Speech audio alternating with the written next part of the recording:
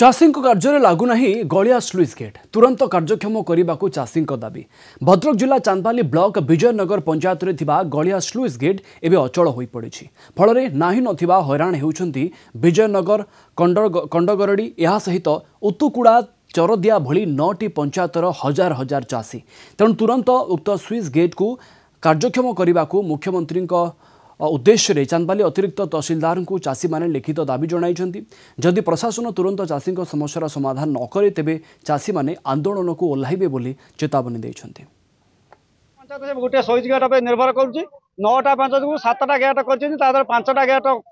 4टा gate अधा कर 3टा total full पकई जहाँ तो पुणी आगर पत्थर बंद कर पत्थर पकई टोटाल स्विच गेट पुति पकई दाबी कर 9टा पंचायत को 7टा गेट सेटा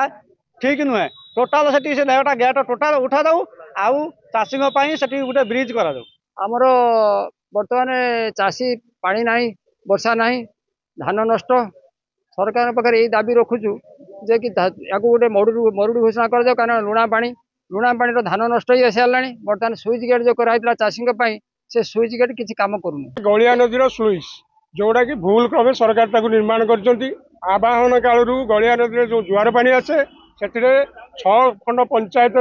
चाषी मैंने जुआर पानी रे धान चाष करती जुआर पानी उपर निर्भर कर बर्तमान जो सरकार स्लुइस पकई गोटे 2टा कबाट टेकुंट समुद्र को संख्या से जुआर पानी धान चाष सब मरीगला बर्तमान तुरंत से जो विभाग कर्मचारी रही संपूर्ण स्लुइस ओवर ब्रिज करूँ